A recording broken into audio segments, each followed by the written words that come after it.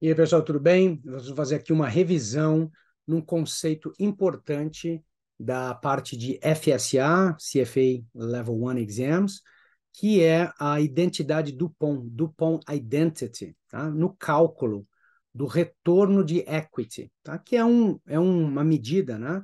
Muito importante quando estamos fazendo análise financeira, né? Valuation de empresas, o retorno no patrimônio líquido, que é o Return on Equity, tá? Que é um ponto que, na minha opinião, muito testável no exame CFA Level 1. Eu preparei aqui para vocês, tá?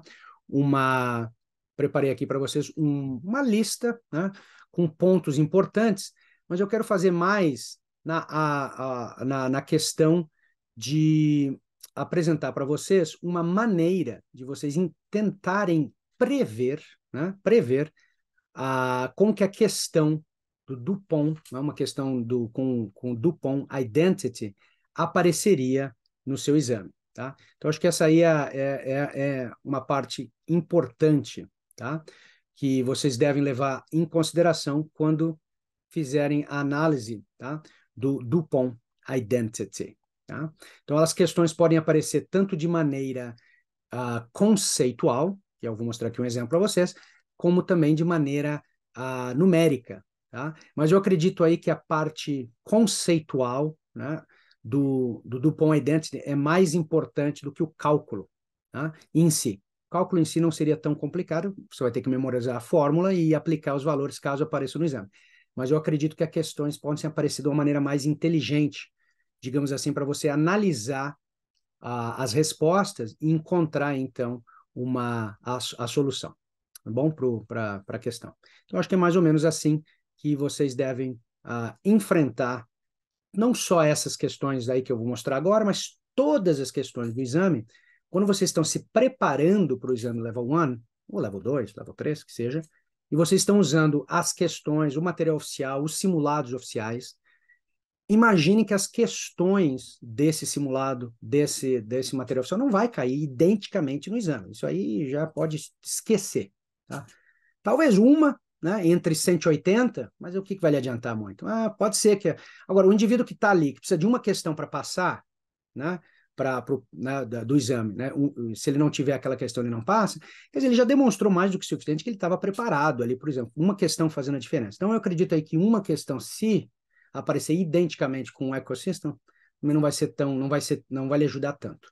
Então, a ideia é o seguinte, a ideia é você ver a questão no ecossistema, ver a questão do simulado e imaginar como que essa questão poderia ser feita no exame, diferentemente do que ali está. Né? Então, como que você mudaria a questão para que ela ficasse, então, diferente? Porque eu quero que vocês achem o seguinte, quando vocês chegarem no exame, eu quero que vocês tenham aquela sensação, vocês vão ter aquela sensação, tá? De ter, vão ver a questão no exame e vão ver, puxa vida, eu já vi essa questão de uma maneira parecida, isso aqui eu me lembro, vai lembrar, né, se você fez o estudo do ecossistema e dos simulados, né, como nós sugerimos nos nossos cursos, né, o material oficial, você vai realmente sentir que aquelas questões do exame, elas já apareceram de alguma maneira, não apareceram daquela maneira, mas elas já apareceram mais ou menos daquela maneira, de uma maneira diferente. Então, se vocês conseguirem, isso é claro, é difícil, né? Conseguirem imaginar todas as questões que vocês estão estudando, né? Imaginar como que elas poderiam aparecer de uma maneira diferente, trocando alternativas, trocando um pouco o enunciado, isso aí é muito útil nesse processo aí de estudos, tá bom? Então, vamos lá, vamos rápido, é um vídeo que não é muito longo, pelo menos não é a intenção, tá? É só mostrar mesmo os pontos básicos aqui para vocês, tá? Então, vamos lá, fazendo aqui, perfeito. Então, aqui, friends, eu estou com o Dupont ROE, né? O Dupont Return on the Equity, tá? Que eu coloquei aqui um componente, dois componentes, três componentes, mas na verdade um componente, one component, é a fórmula básica do retorno no equity. Qualquer forma de retorno on alguma coisa é lucro dividido por alguma coisa. Então, retorno on equity é o lucro sobre o equity, é o lucro sobre o patrimônio líquido. Tá? É o lucro líquido dividido pelo patrimônio líquido. Tá? É o net income dividido por equity. Parênteses aqui. Na contabilidade, tá? Geralmente nós deveríamos fazer net income dividido pela average equity, né? A média. Mas aqui nós não estamos fazendo desse jeito, nós estamos só pegando o net income dividido por equity. Quero lembrá-los que a maioria dos ratios, isso aqui é um ratio, né? Quando tem uma conta de income statement, demonstração de resultado em cima, e uma conta de balanço, balance sheet, balanço patrimonial embaixo, a conta do balanço patrimonial, do balance sheet, will be a average. Vai ser o que tinha no começo do ano, somado com o final do ano, dividido por 2. Essa média é o que seria o denominador. Mas aqui nós estamos fazendo de maneira simplificada, tá? Que é o lucro líquido daquele ano, dividido pelo total do equity daquele ano, tá? No final do exercício. Muito bem. Agora vamos decompor essa fórmula, my friends. Olha como ela dá para decompor. Usando a matemática a nosso favor, nós podemos criar esse mecanismo aqui, ó. Olha lá. Nós pegamos o net income que está ali e divide ele por assets, multiplica por assets dividido por equity. A matemática diz que eu posso cancelar esses dois assets e eu volto na fórmula original. Pronto. Acabei de criar a mesma fórmula que está aqui em cima, mas agora eu criei com 2 componentes. Componente número 1 é o net income dividido por assets. E o componente número 2 é o assets dividido pelo equity. Isso tem nome. O primeiro componente, o nome dele é, né, retorno no asset. Lembra que eu falei? Se tiver lucro em cima, lucro on, né, retorno on alguma coisa, é o retorno no assets. Então, esse é o ROA, Return on Assets. E aqui embaixo, aqui no segundo termo, é assets dividido por equity, o nome dele é financial leverage, é o nome desse ratio, assets dividido por equity. Então, basicamente, olha o que eu tenho aqui. Eu tenho ROA multiplicado por financial leverage. Retorno no assets multiplicado por financial leverage me dá o retorno no equity. E o terceiro é o 3 componentes, tá aqui, ó, net income divided by sales, vezes sales divided by assets, vezes assets divided by equity. E eu vou cancelando, ó, sales cancela com sales, assets cancela com assets, volta na fórmula original. Então, agora eu tenho o Dupont ROE em 3 componentes. Primeiro componente, net income dividido por vendas, net income dividido por sales, é o profit margin. Qualquer coisa dividida por vendas é margin. Tá? Lembra assim, qualquer ratio que está dividido por vendas, a venda está no denominador, não no numerador. No denominador, aí é margin. Okay? Então, o que está em cima é o nome, the margin. Então, net income margin é o net profit margin. Tá? O segundo termo, vendas dividido por assets. Esse é o asset turnover. Tá? Asset turnover. Todos os turnovers têm um nome na frente como denominador do ratio.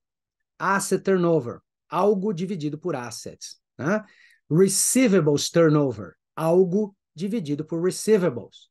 Inventory turnover, algo dividido por inventory. Então, turnover, o que está na frente da palavra turnover é o denominador do ratio. E o numerador? Aí varia, normalmente é vendas, para accounts, para receivables turnover, e para asset turnover é vendas. Então aqui eu tenho o vendas dividido por assets, é o meu asset turnover. Tá? Se fosse inventory turnover, seria cost of goods sold dividido por inventory. Mas aqui é asset turnover, é vendas, sales, dividido por assets. E o último é o financial leverage, asset divided by equity. Então, net income divided by equity é o retorno no equity. Retorno no assets multiplicado por financial leverage também é return on equity. E profit margin vezes asset turnover vezes financial leverage também é o ROE. Lhe dará a mesma resposta, tá? Pela matemática. Muito bem. Agora, vamos ver como que essas questões podem aparecer de uma maneira conceitual, não de uma maneira numérica, tá? Vamos ver aqui um exemplo. Uma company operating in highly competitive industry reported an increase in ROE over the prior year. Which of the following reasons for the increase in the ROE is least likely to be sustainable. Least likely. Tá? The company. Então, na verdade, isso não é uma questão de Dupont, mas dá para usar o Dupont aqui como maneira de responder. Vamos lá. Companhia operating in highly competitive industry. Então, least likely sustainable, a resposta é A. Increase the price of its product significantly. Significa que, isso é uma indústria competitiva, super competitiva, não dá para aumentar o preço a hora que quiser. Então, aumentar o preço significativamente, né, reduz as vendas, número de unidades vendidas, e reduz, então, aí o lucro. Reduz o lucro, lembra de Dupont? Reduz o lucro, né, ou né, reduz o retorno. Pronto, simples assim. Então, o A é a resposta. E vamos ver por que o B e o C não poderiam ser uma resposta para a questão. Decide fazer grande uso de long-term borrowing. Tá? Decided to make greater use of long-term borrowing capacity. Capacidade de emprestar a longo termo. Mais dívidas. Qual desses componentes do Dupont seria afetado por empréstimos de longo prazo e qual seria o efeito no retorno no equity? Tá? O ROI. Ora, se eu empresto, né, a dívida é o assets divided by equity, é o financial leverage que vai aumentar. O financial leverage aumenta com o aumento de debt. Pensa em debt e leverage, são a mesma coisa. Né? Se você empresta, você se alavanca. Debt, leverage. Leverage é alavancagem. Então, você se alavanca com debt. Tá? Então, nesse caso aí, o financial leverage aumenta quando aumenta o debt. Ora, se aumenta o debt, aumenta o ROI. Né? Aumenta o financial leverage, aumenta o retorno no equity. Bom, é isso aí.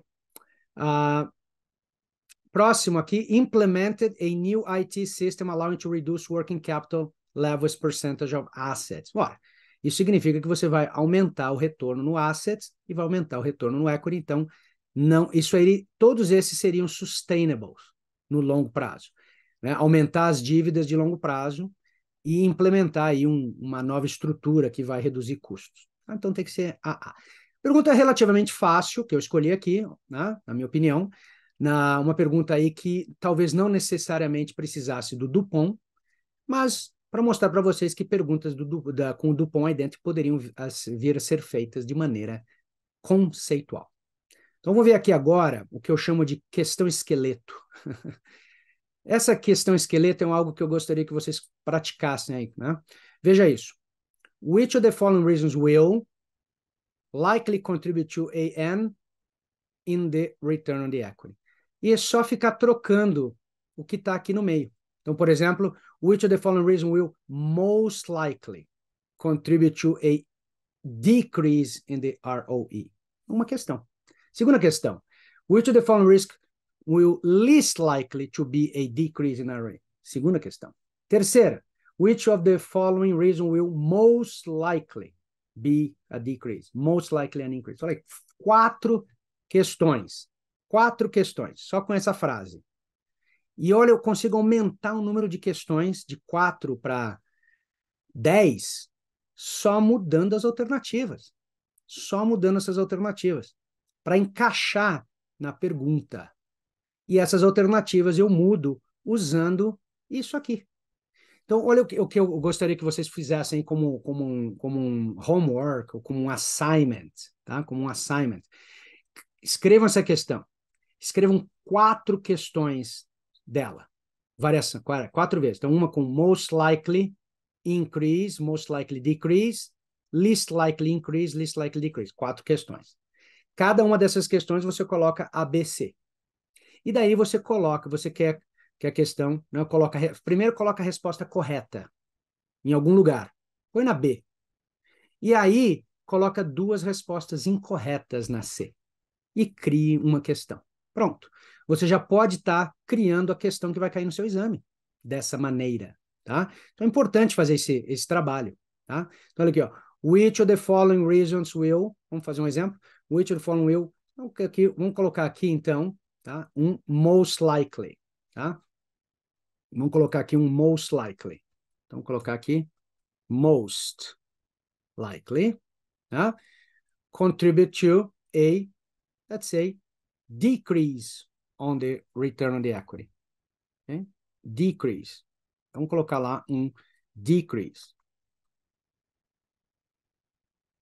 Pronto, olha a questão. Which of the following reasons will most likely contribute to a decrease on the ROE? Agora, vamos pensar numa resposta. Algo aqui usando a fórmula.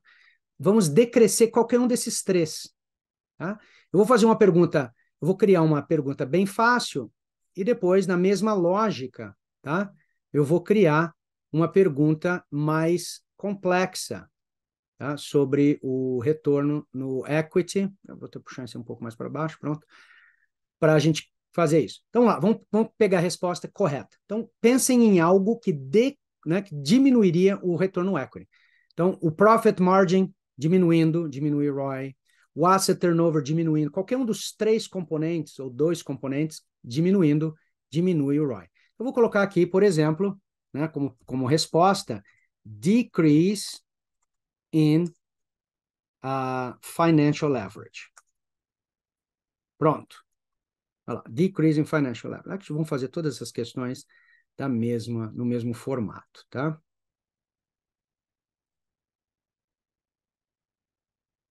Pronto. Decrease in financial leverage. Pronto, essa é a resposta correta. Que se, né, cair o financial leverage, vai cair. Agora, criem duas questões que são falsas, que não respondem essa questão aqui, tá? Então, aqui a gente pode fazer um increase in profit margin e também aqui embaixo um increase, tá? Podemos fazer increase in financial leverage, tá? Ou pode fazer aqui também um increase in asset turnover. Okay? Look at that. Olha ali. Increase in profit margin, aumenta o ROI. Então, não serve como resposta. Increase in asset turnover, aumenta o ROI. Não serve como resposta. Pronto, resposta B. Acabamos de criar uma questão que poderia aparecer no seu exame. Tá? Agora, como que nós podemos fazer essa questão mais complicada? Tá? A gente pode tirar isso aqui, mantém a questão, most likely, decrease. E aí, em vez de usar profit margin, asset turnover, financial leverage, vamos usar alguns componentes do profit margin, do asset turnover e do financial leverage. Tá? Então, primeiro, sempre com a resposta correta, na resposta que responde, tá? Most likely decrease. Então, vamos fazer assim, por exemplo, tá? Usando a mesma linha, tá? The company reduces the amount of long-term borrowing. Essa é a resposta, tá? Reduce the amount of long-term borrowing. Or reducing, é o que a gente colocar no genérico, reducing the amount of long-term borrowing. Pronto, essa é a resposta. Mas como que eu sei que essa é a resposta? Ora, long-term borrowing vai afetar qual dos componentes do Dupont?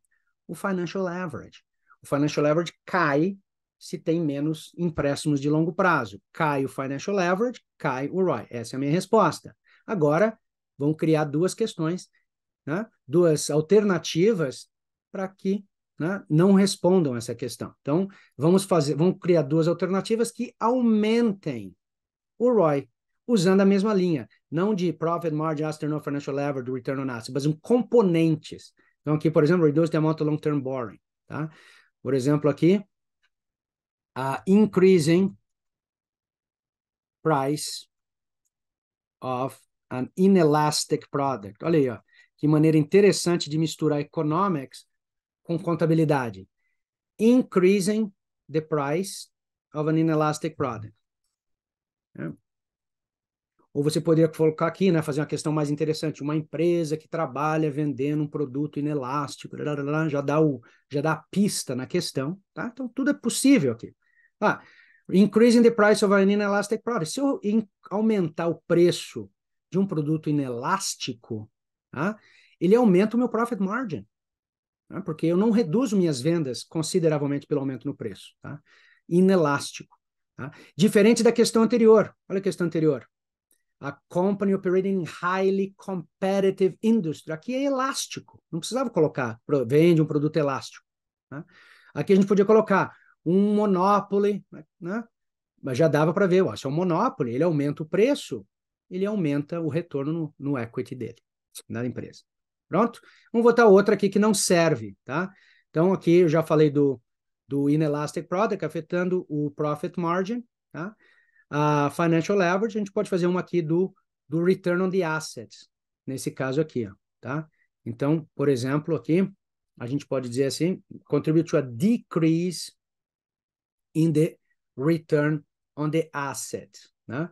Então, falando aqui, a gente pode usar profit margin, diminuir o lucro, aumentou o custo, tá? Então, por exemplo, a gente podia colocar assim, né? Ele fazer um pouco mais difícil, né? Capitalizing